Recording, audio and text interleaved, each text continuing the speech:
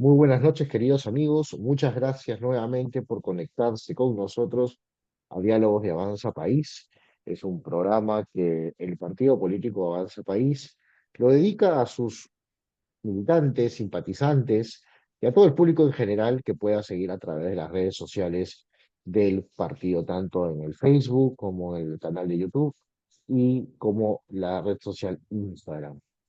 Mi nombre es Gustavo Nakamura y tengo el gusto de moderar nuevamente este espacio de diálogos que el Partido Avanza País ha tenido a bien abrir las puertas a varios de nosotros que colaboramos de una u otra forma por la educación, por la política pública, en fin, varios temas que hacemos en el día a día. El día de hoy tenemos un lujo nuevamente. Digo un lujo por dos razones. Uno, porque es una gran persona que la conozco personalmente, señora Magné Márquez, y digo señora, me va a matar, pero señora. Entonces, y segundo lugar, porque ha sido ex ministra de Educación de nuestro país.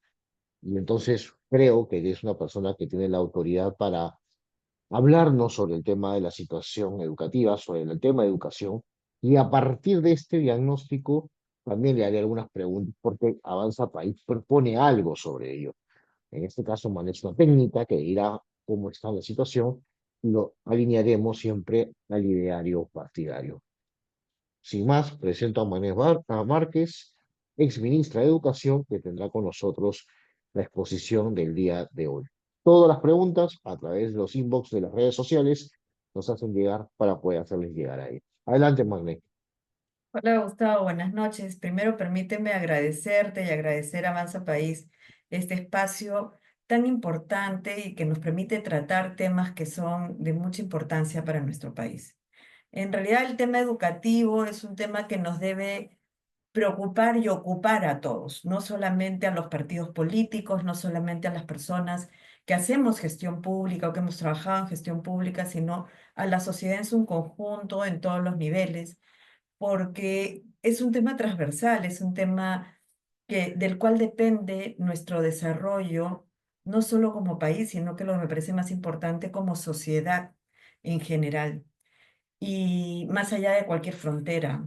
Entonces creo que todos debemos de estar involucrados y conocer cómo está la educación en nuestro país. Permíteme compartir una presentación chiquita mediante la cual está donde he puesto un poco el diagnóstico que hemos visto y que hemos hecho del sector educación. Esperen. Ya. Bueno, lo que les comentaba, y lo primero es que quisiera comentarles es que vamos a empezar y vamos a hacer una exposición sobre cómo está la educación básica hoy día en nuestro país. ¿Por qué nos hemos centrado en la educación básica? Por varios motivos. Como su nombre lo dice, es el primer peldaño de la educación en general, es la que nos da las bases para la educación superior, ya sea técnica o ya sea universitaria. Y entonces veamos cómo estamos. Es donde tenemos además 6,5 millones de escolares, ¿no? Sobre todo en la básica regular. De acuerdo a la encuesta nacional de hogares del INEI, tenemos el 94% de personas entre 6 y 16 años que están asistiendo a una escuela. Al menos en el 2024, el 94% está asistiendo a una escuela. ¿Esto qué significa? De que tenemos cobertura. Porque siempre se ha dicho, no, no hay cobertura, no hay alcance a las instituciones educativas. No es tan cierto. Sí tenemos cobertura y la pregunta es, ¿qué tan bien funciona esta cobertura? Porque una cosa es asistir y otra cosa es lograr adquirir conocimientos. Y entonces, ahí tenemos los resultados de PISA 2022, que ya más o menos todos los que estamos involucrados en el tema lo conocemos. Y sabemos que no son nada halagüeños, que son más bien un poco menos que mediocres, ¿no? Estamos en el nivel 2. ¿Qué significa que estamos en el nivel 2? Que estamos en el nivel base para desarrollar recién la competencia. Es decir, todavía no desarrollamos la competencia ni lectora, ni de matemáticas, ni de ciencias, que estamos en la base, es decir, que están en aquel piso a partir del cual podrían empezar a desarrollarlo. no la hemos desarrollado.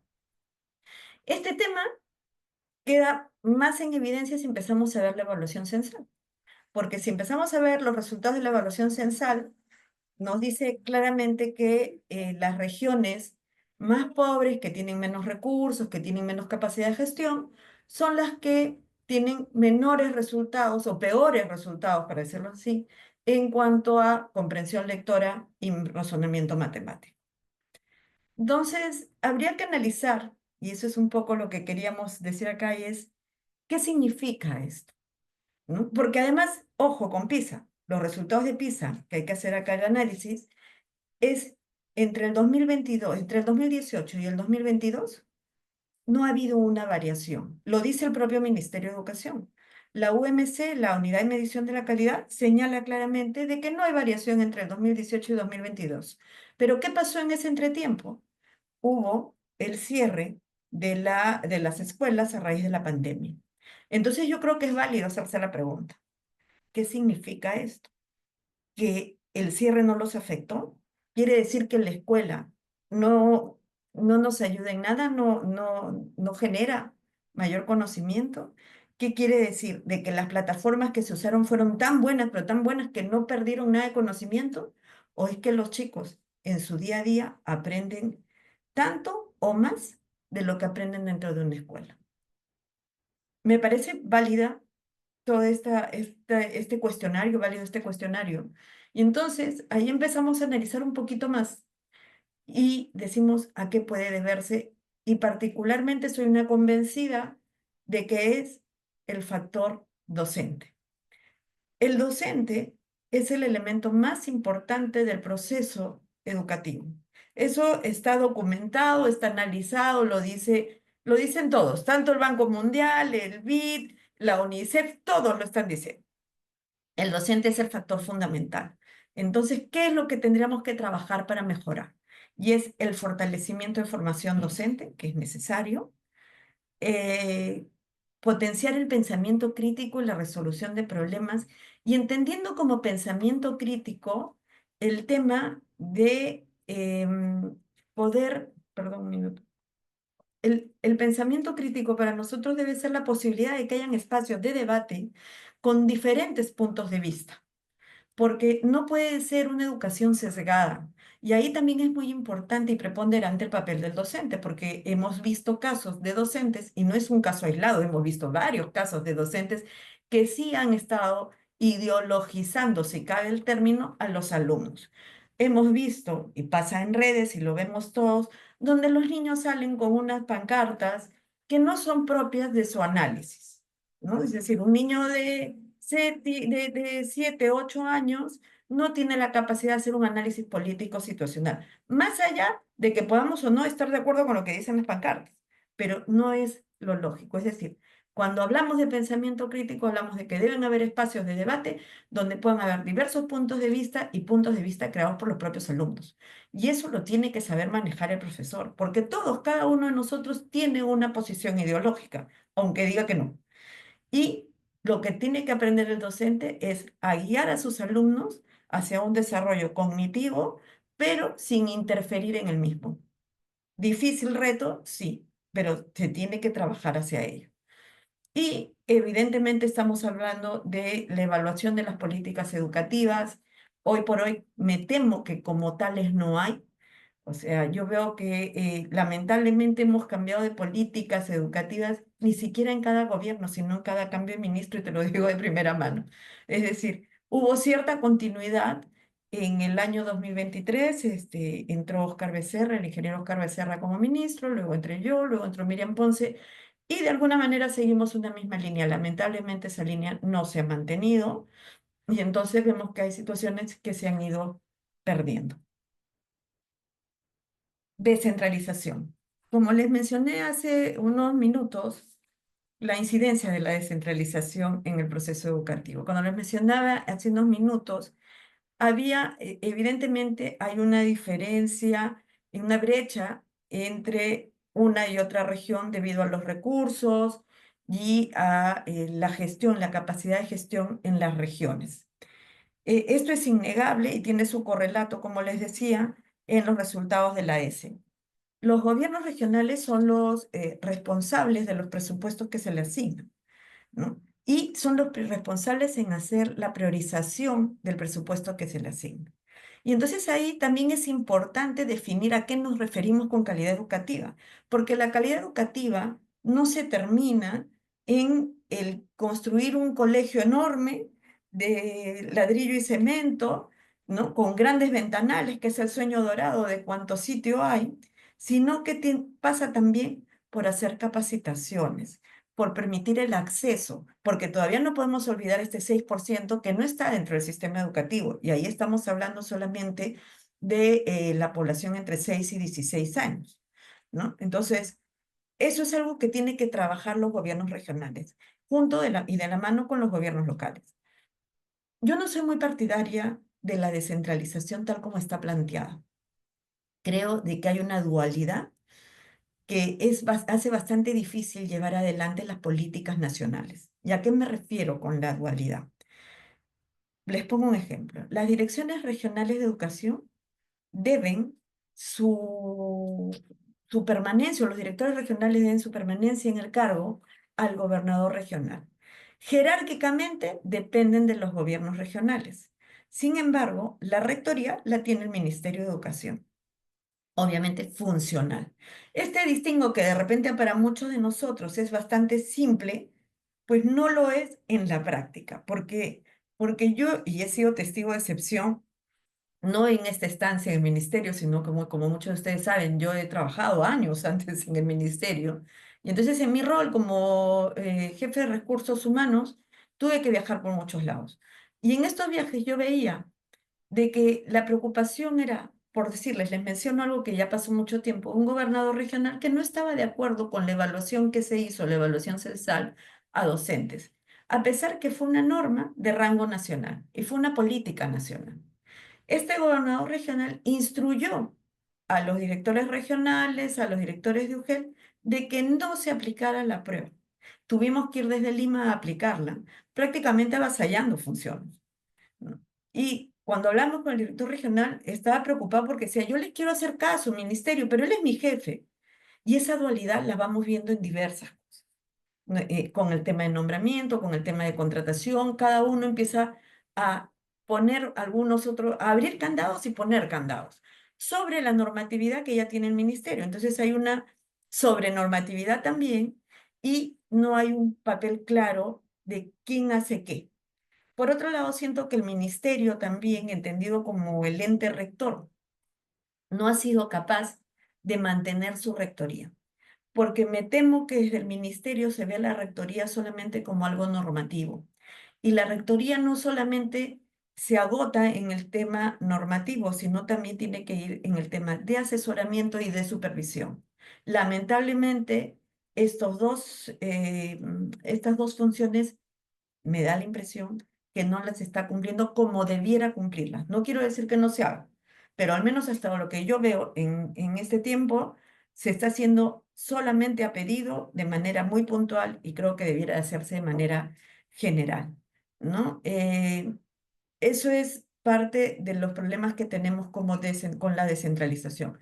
¿Y qué es lo que creo que tendríamos que hacer y trabajar hacia el futuro? Y como vuelvo a decir, como políticas nacionales, es el fortalecimiento de capacidades en los gobiernos regionales, entendiéndolas como capacidades de gestión.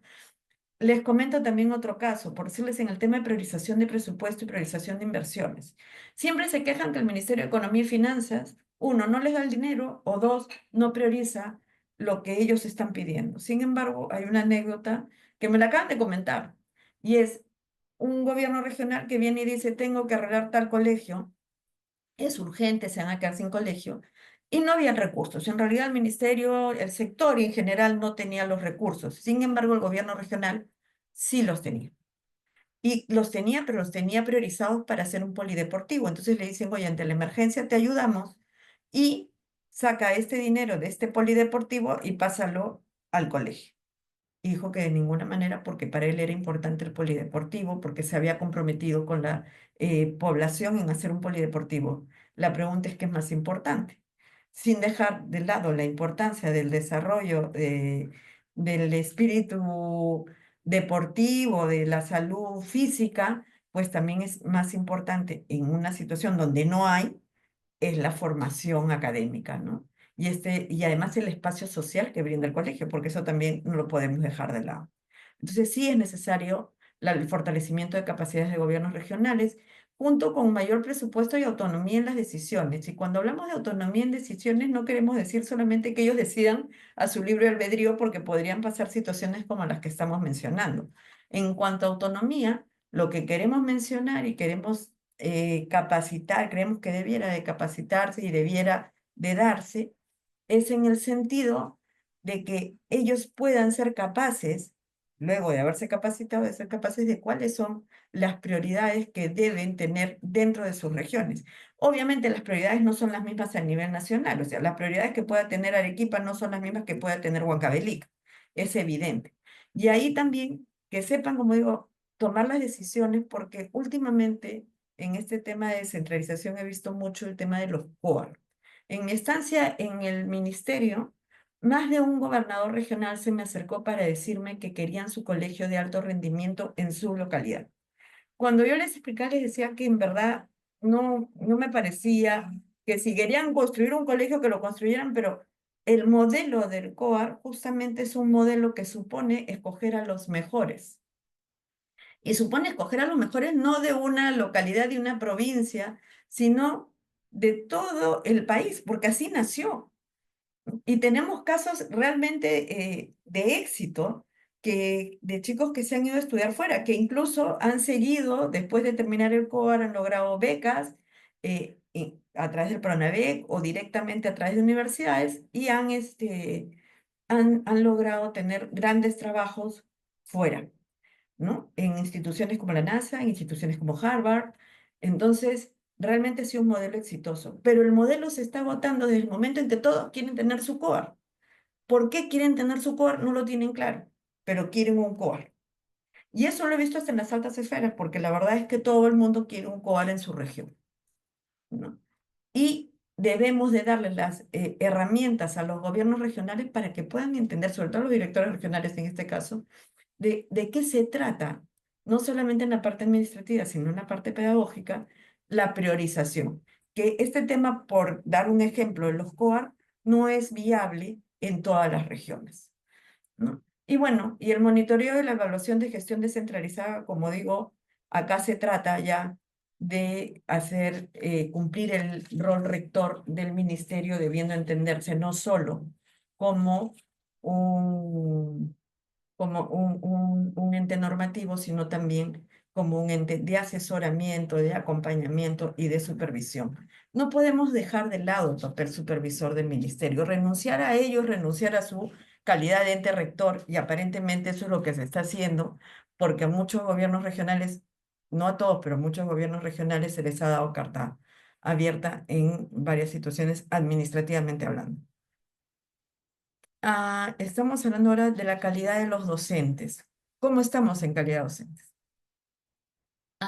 Parto por el principio de que el docente, ¿no?, es lo más importante en el proceso educativo. Debemos invertir, por lo tanto, en la capacitación y en la formación del docente. Hoy por hoy tenemos un problema serio, de alguna manera, en el currículo de las carreras de educación. Eh, los currículos de la carrera de educación no han cambiado, siguen exactamente igual que hace 20 años y el mundo ya cambió, el mundo no es el mismo. Entonces, si no tienen las nuevas herramientas para poder llegar a las nuevas generaciones, no vamos a tener buenos docentes. Por otro lado, tenemos que ser más exigentes en las carreras. No es posible, no sé si en este momento, pero hasta hace algunos años, en las universidades públicas, si no lograban un puntaje, por decirles, para derecho, y tenían el puntaje mínimo, permitía el ingreso a educación. Entonces era, bueno, como no he logrado entrar a derecho, no he logrado entrar a psicología, entro a educación. Eso no puede ser. Primero, porque no estamos logrando captar a los que tengan realmente una vocación docente. Y segundo, porque estamos devaluando la carrera. Y la verdad es que la carrera del docente debe ser una carrera considerada como las más importantes. Todos los que estamos en el tema de educación, más de una vez hemos visto, hemos escuchado, hemos visto videos, en las redes sociales abundan, de cuál es el respeto que tiene la cultura oriental para los educadores, ¿no? Son considerados autoridades. Y muchos años atrás en el Perú eran considerados autoridades.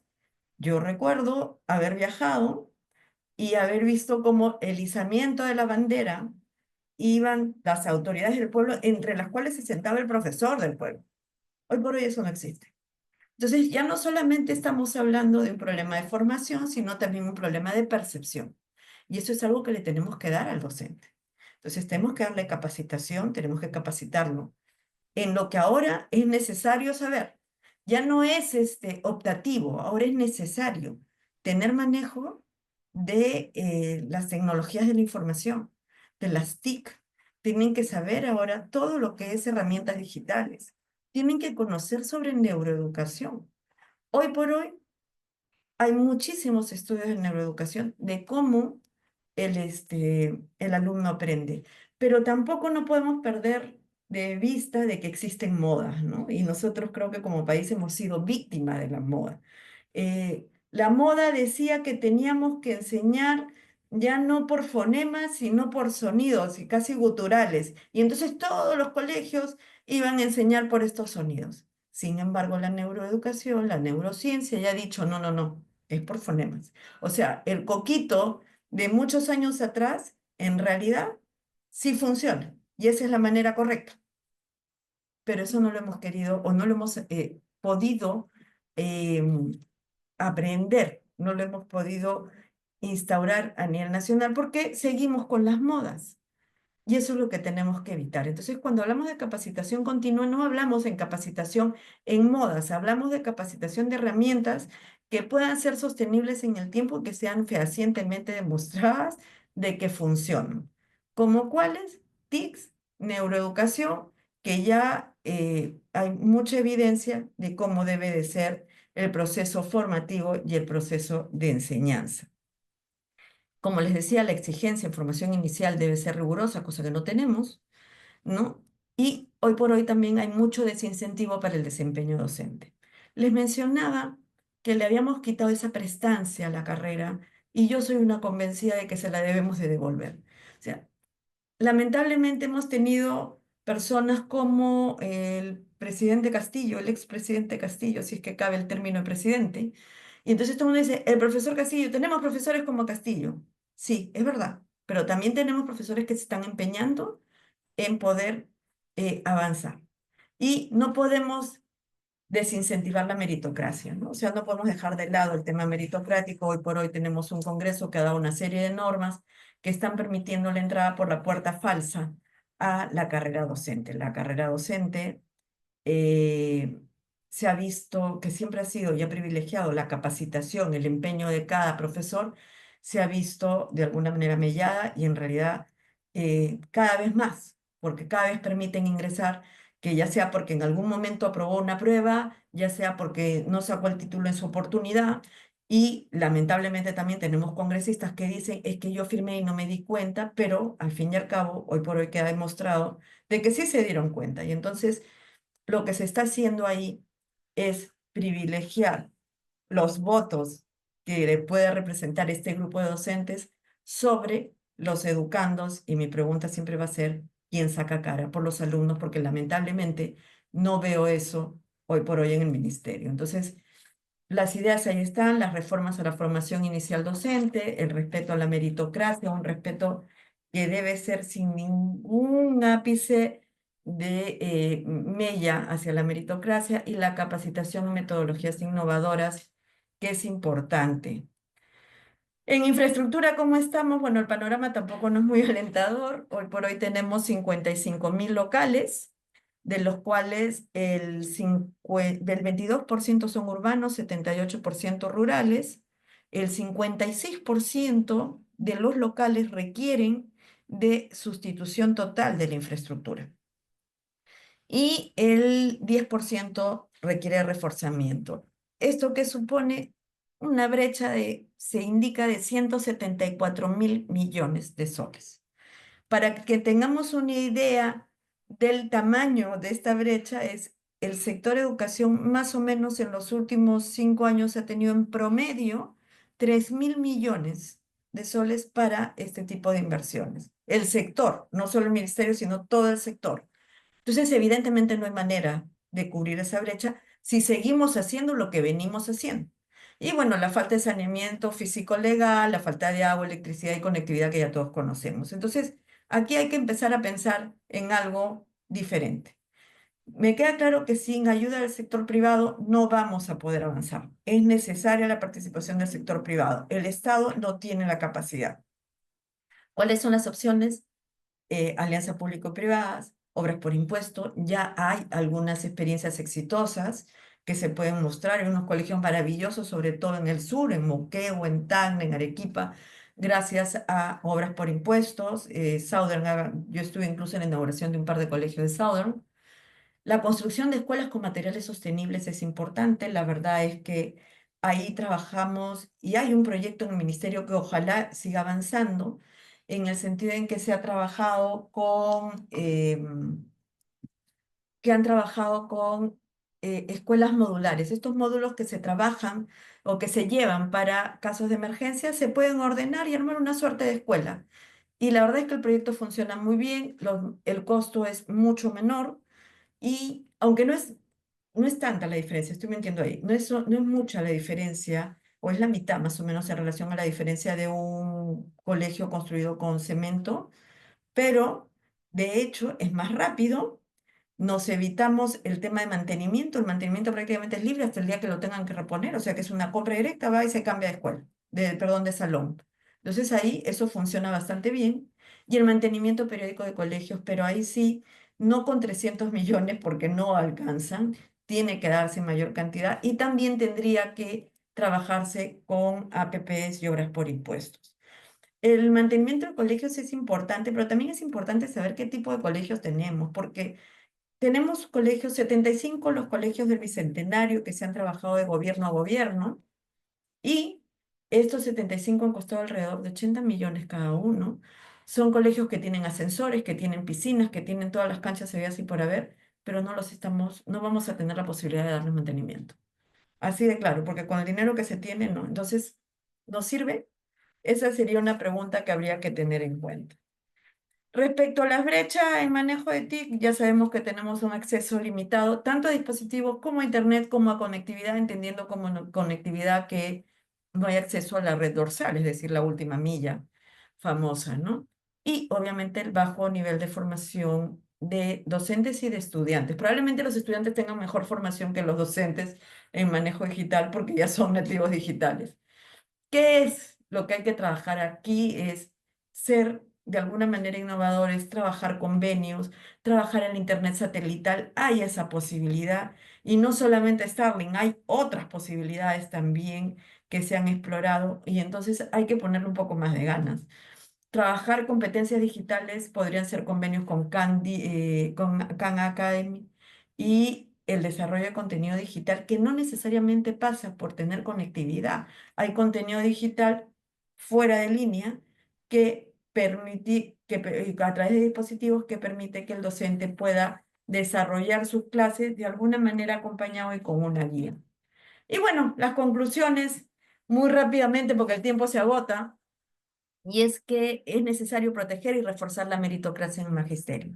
La meritocracia es lo único que nos garantiza la calidad, ¿no? Y no solamente por el tema del nombramiento, sino la meritocracia debe ser también un factor para el alumno, porque el alumno debe de avanzar de grados de acuerdo a su desempeño y no porque no es posible jalarlo, porque eso también lo estamos viendo ya que alumnos no pueden ser jalados porque va contra su autoestima, ¿no? Se está viendo más todavía en colegios privados que en los públicos. Em, También debiera de trabajarse ya el tema de evaluación para la permanencia, porque tenemos evaluación para nombramiento, evaluación para ascenso, pero no estamos viendo la evaluación de desempeño y es importante tenerla. Se requiere la participación del sector privado para cortar brechas. Como les mencionaba, las cantidades que estamos hablando, el Estado no se da abasto por un lado y el Estado ha demostrado que no es un buen ejecutor. El privado siempre va a ser un mejor ejecutor que el Estado. Y esto no significa privatizar la educación, significa pedir la ayuda y recibirla porque realmente se necesita y no es necesario necesariamente a cambio de votos, ¿no? Que es lo que estamos viendo. Y definitivamente también replantearse la descentralización en el sentido en que esta dualidad hay que tenerla de una manera más clara, porque si no, tenemos una serie de problemas con los gobiernos regionales y muchos desencuentros también con los gobiernos regionales y el ente rector como el ministerio en este caso. Muchas gracias, Gustavo. He corrido, discúlpame, el tiempo me ganó, No te pero preocupes, gracias. muchísimas gracias, Magné, muchas gracias, Maggie. La verdad que interesantísimo el enfoque y lo que has dado y la amplitud. Le he ido escuchando, paso a paso, ¿ya? La primera imagen que se me vino en este momento cuando te escuchaba es realmente cuánto hemos avanzado y cuánto no, ¿no? Yo creo que siempre hablar de educación nos va a dar un resultado de que no podemos cambiar de la noche a la mañana, ¿no? Porque mucha gente pide resultados inmediatísimos, cortísimo plazo.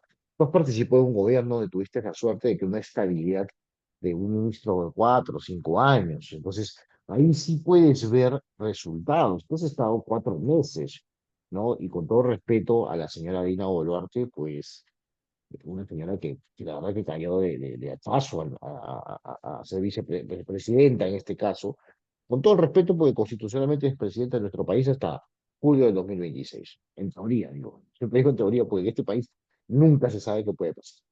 Pero más allá de eso, en 4 meses, ¿qué puedes hacer? O sea, o así sea 6 o 8. Tú estuviste, me acuerdo, en un periodo con el ministro Chang, donde hubo una especie de continuidad y se hicieron las grandes reformas, ¿no? Mucha gente se olvida de eso, de grandes reformas, los colegios de alto rendimiento que hablas, que se empezó con él, ¿no? El colegio mayor que empezó, ¿no? Y todas historias que se pudieron conseguir la gran formación docente que se dio en esos años, ¿no? Porque en esos años hubo mucho cimiento para después gobiernos siguientes han continuado, otros se han apropiado del tema como los gurús, ¿no? Que solamente ellos hicieron temas en educación.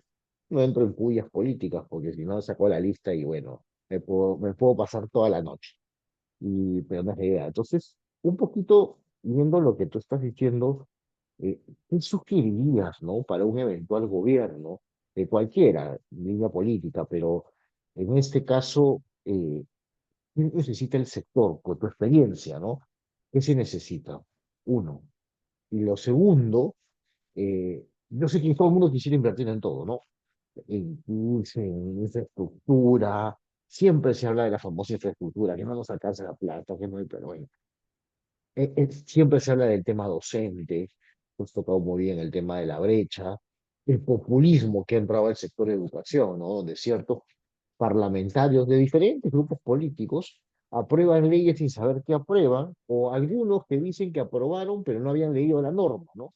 Increíble, ¿no? Entonces, eh, ¿por dónde va ese aspecto? ¿Por dónde al menos un gobierno tenga claro que sí puede hacer las cosas con el presupuesto que tiene? Son dos preguntas difíciles, a lo mejor un poco complicadas, pero creo que darles luces, ¿no? Porque el militante que nos está escuchando o el simpatizante dirá, puta máquina, ¿y ahora por dónde empezamos si ganamos las elecciones?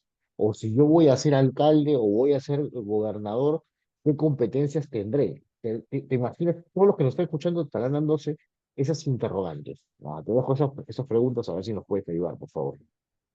La segunda no la logré centrar. Si me la centras, sería Sí, mejor. sí, o sea, ¿por dónde iniciar? O sea, en un Ya, eventual gobierno, en este caso, no tenemos ya. Avanza País, gana las elecciones, ¿por dónde empezar? Porque quisiéramos pasar por todo, pero sí hay algo que se podría empezar rápidamente. Creo que sin lugar a dudas en el tema docente, en la capacitación y evaluación docente. Efectivamente, ¿qué es lo que necesita el sector? Estabilidad. Es necesaria la estabilidad, porque En la época del ministro Chang, con quien realmente fue un honor trabajar, se logró la gran mejora de la educación de los últimos años. Eso no, creo que no es discutible, que fue el avance en la carrera pública magisterial. Obviamente, eso era dos cosas. Uno, la estabilidad del ministro como tal, y eso supuso la permanencia en la política, de las políticas educativas de ese momento. Y dos, fue el apoyo que tenía de parte del gobierno. No era un ministro, o más bien dicho, en esa época el gabinete no era un gabinete como el de estos tiempos que hacer cualquier cosa que no les guste y simplemente los ministros están muy fusibles últimamente. No, o sea, no es posible que en los últimos 2 años hayamos tenido 4 o 5 ministros de educación, si no han sido 6. Entonces, eso genera mucha inestabilidad, más aún cuando no tenemos la conciencia como país de que las políticas deben de ser continuadas sin importar quién está en la cabeza. Entonces, ¿es necesaria esa estabilidad? Sí. Y hacer la revaloración del docente. Yo empezaría por la revaloración del docente, entendiéndose no solamente como la carrera pública magisterial y la meritocracia, que me es sumamente importante. Es más, recordarás que yo salí claramente en defensa de la meritocracia, y con un enfrentamiento entre el Congreso justamente porque sentía de que nadie le estaba dando voz a los alumnos que se veían perjudicados por este tipo de normas, ¿no? Que en realidad lo único que buscaban eran votos. Yo empezaría por la capacitación docente. El tema de cemento y ladrillo, el tema de la construcción del colegio sí es importante. El tema de las condiciones básicas de la calidad sí son importantes, pero no es lo más importante. Yo siento que en los últimos tiempos le hemos dado mucha importancia a estas benditas condiciones básicas de la calidad, que como su nombre lo dice, son unas condiciones, pero no es el factor clave. El factor clave es el docente. Y aunque suene muy mal lo que voy a decir, pues en este ambiente lo digo, y es que un buen docente sabe dictar y puede enseñar hasta debajo de un árbol. Y va a ser entretenida su clase y va a ser una clase del recuerdo, ¿no? ¿Qué me hago con una infraestructura soñada, cumpliendo todas las condiciones básicas de la calidad, con todo de primera si tengo adelante un docente que no sabe utilizar las herramientas digitales, que no sabe transmitir conocimiento, que hoy por hoy además ya no es tan solo la transmisión de conocimiento, sino el paradigma ha cambiado, ahora es el manejo de la información. Los chicos hoy por hoy tienen muchísima información y probablemente sepan más que el docente que está parado ahí al frente, sino que tienen que saber manejar esa información y tener ese espíritu crítico. Y para eso tenemos que formarlos. Yo empezaría por ahí y por, la verdad, hacer una purga respecto a la ideologización de la que el magisterio está siendo víctima, ¿no? Muchas gracias, Manuel. Entonces, señores, los que nos están escuchando por las redes, aquellos militantes, simpatizantes o futuros diputados o senadores del Partido Avanza País, entiendan que lo primero que se necesita es estabilidad. Y estabilidad se genera llegando a consensos, llegando a un gobierno mucho más sólido, importante, ¿no? Yo escuchaba hace poco a un ex primer ministro, ¿no? No del ala, si quieren, de la derecha peruana, sino es más considerado una ala del centro izquierda, y decía que era importantísimo que el presidente tenga mayoría en el Parlamento, ¿no? Lo decía por la inestabilidad política que se puede vivir. Bueno, ahora con dos cámaras veremos cómo sucede. Pero más allá de eso, es cierto, necesitas tener una cierta mayoría, o si no tienes la mayoría, pactar con los que piensan ideológicamente contigo para tener una cierta estabilidad y no los ministros estén pasando en comisiones de comisiones, ¿no? Porque a veces paran más en el Congreso respondiendo a los congresistas que necesariamente haciendo gestión. Y eso es también otro error, que si aquellos que van a ser congresistas, o sea, diputados o senadores, creen que invitándolos a cada rato y a cada comisión, pues van a tener, pues, ellos aumentan sus bonos de popularidad o de representación o como lo quieran llamar, en caso de fiscalización. Entonces, ese contrapeso es importante, que creo que un buen mensaje le vas a decir, Magnet, sobre ese punto, ¿no? Y en el tema de la formación docente, no necesariamente tienen que tener grandes recursos. Hay múltiples opciones de trabajarlas, pero sacarlo rápidamente y sacarlo de la burocracia que pueda estar en ese momento. Entonces, Fíjense que hay elementos, creo yo, que quien vaya a ser gobierno, pero en este caso las autoridades puedan hacerlo de la forma más rápida. Ahora, la última pregunta, porque el tiempo nos gana. Yo sé que es tirano, pero nos plantea un tema de descentralización en educación. Ahora este país tiene varios alcaldes provinciales y distritales, pero el 26 también tendremos nuevas elecciones regionales y municipales. ¿Qué competencias crees que debería cambiar ahí en los gobernadores? ¿O hay que darles más competencias, crees tú, en el sector de Mira, educación? yo creo que más allá, que no es un tema de competencias, más bien lo que creo es que es un tema de orden.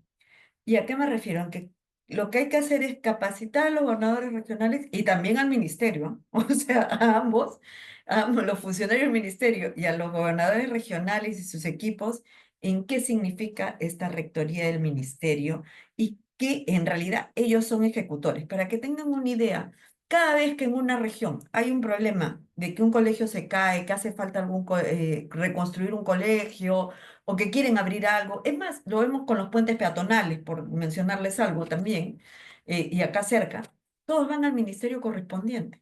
Llegan con todo su séquito a educación, pero el Ministerio de Educación no es ejecutor. El, el Ministerio de Educación no puede ejecutar una obra directamente en Arequipa o en Piura, lo tiene que hacer el gobierno regional porque hay descentralización, pero muchos gobernadores regionales tampoco no conocen cuáles son sus competencias y los funcionarios tampoco. Y el ministerio tampoco porque les da cabida y les dice, ya, mira, yo tengo acá una cartera de inversiones. Y después, oh sorpresa, hay que firmar convenio con el gobernador regional para poder hacer esa inversión. No es así de sencillo. Entonces, hay que capacitar y hay que entender también cuál es el rol del ministerio. El rol es compartido. Lamentablemente, eso no se tiene claro. Entonces, el tema de descentralización, el gran problema también es, como digo, por un lado, la dualidad que existe, que acabo de comentar, y por otro lado, es que hay una dualidad interna en los gobiernos regionales que cuando no pueden solucionar un problema, vienen corriendo al gobierno central cuando deben de, entiendo que pidan asesoría, que pidan más presupuesto, pero no pueden venir para que, ¿cómo hago? Cuando tienen la facultad de hacerlo directamente. Creo que ahí tengo un Perfecto, trabajo también como Avanza País, como partido, de capacitar a sus aspirantes o los que lleguen a ser alcaldes o gobernadores regionales, ¿no? totalmente. Muchas gracias, man. La última pregunta que haya de las redes sociales, por favor, porque ya necesitamos hacer este, eh, porque nos han preguntado, ¿no? Hay un tema sobre la educación, ¿no? Peruana y cómo estamos con respecto a América Latina o a países también del primer mundo, que se les llama, ¿no?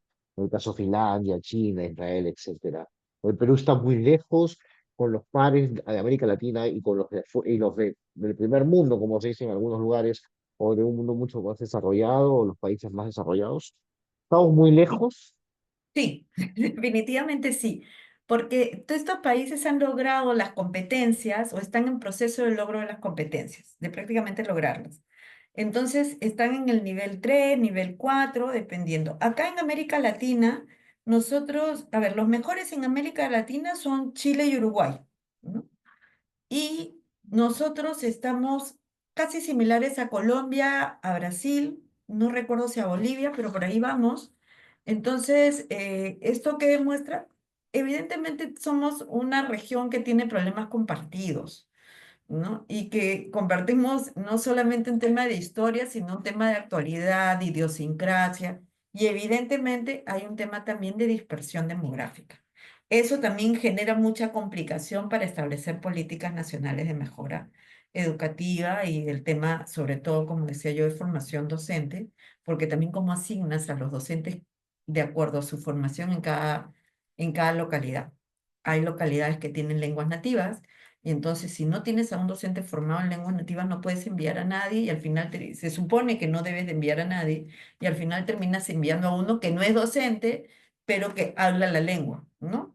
Entonces, hay una serie de problemas que nos ponen más o menos en situación similar con Brasil y con Colombia, que es donde con los que compartimos más la tabla. Pero también estamos muy cerca para comentarles algo de Kazajistán y de, no me acuerdo qué otro país, pero más o menos por ahí vamos.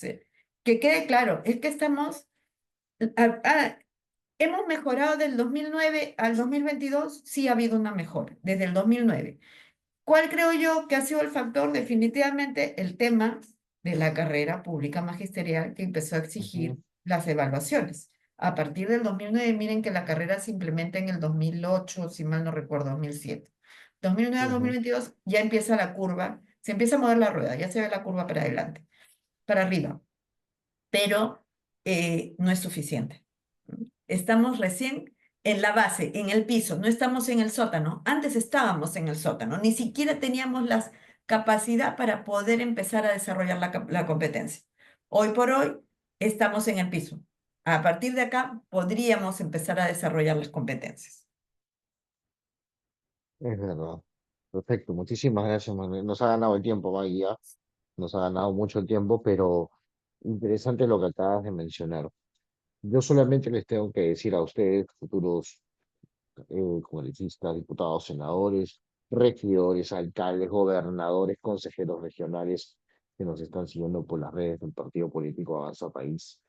Eh, eh, es interesante compararnos con otros países, porque nos permiten darnos cuenta, ¿no? No nos deprimamos si estamos muy lejos en algunos que otros, pero hay países que han trabajado política por muchos años. Y cuando digo muchos años, no hablo de 1, 2 o 4 meses, pues estoy hablando de 5, 10, 20 años o 25 años para verlo. La mezquindad política que hemos tenido en los últimos años en nuestro país, perdón, tengo que decirlo, porque parte de los culpables es la políticos y los que hacemos política, ¿sí? Y digo hemos porque es mejor hacerlo así, como reflexión. eh, hemos hecho lo que las consecuencias que tenemos. O sea, la inestabilidad da como consecuencia, lo que contó Maggie hace un rato, la cantidad de ministros de educación que hemos pasado en nuestro país. Y si comparas con América Latina, creo que nosotros somos los que más ministros de educación hemos tenido. Esto es terrible para una estabilidad de una política, más aún de las políticas nacionales que siempre hemos tenido esos problemas que constantemente se dan. Así que esto sí depende de los partidos, esto sí depende de las próximas autoridades, de darle estabilidad para que los gestores puedan hacer los trabajos que correspondan a las políticas, en este caso en el sector de educación. Y no nos sintamos mal porque otros países están mejor en estos temas. Nosotros tenemos algunas cosas buenas que hemos hecho y mejorado y seguimos trabajando. Entonces, al contrario, tenemos trabajo y eso es bueno, porque quiere decir que estamos ocupados, ¿no? También miramos por el lado positivo de esta situación. Sin más, bueno, Maggie, muchas gracias, Maggie, por haberte conectado. Muchísimas gracias a todos los seguidores que han estado, bastantes personas conectadas, tanto en el Facebook, en el Instagram y en el canal de YouTube del Partido Avanza País. Muchas gracias por compartir este espacio de diálogo con Avanza País e invitar a técnicos y especialistas y a militantes que también a veces invitamos para hablar sobre estos temas. Hoy día se tocó un tema de educación, pues estuvo con nosotros Magnen Márquez, ministra de Educación. La próxima semana, el próximo miércoles, nos toca hablar de política exterior y vamos a tener a un nuevo militante del partido, todavía no lo diré porque lo verán en redes sociales, que es un nuevo jale del partido político Avanza País, que tendré el gusto de hablar con él sobre qué va a promover Avanza País, pero más que va a promover, también que va a promover Avanza País de la política exterior, la importancia de las relaciones internacionales entre los diversos países. Creo que esto, el Perú en los últimos años ha carecido de buenas formas y de un trabajo diplomático muy importante que se tiene que hacer como país. Así que sin más, los dejo con esa pastilla para que el próximo miércoles nos puedan seguir. Y a todos ustedes muy buenas noches y muchas buenas noches, Manuel, y gracias por nuevamente conectar. Gracias, Gustavo. Buenas noches a todos. Muchas gracias.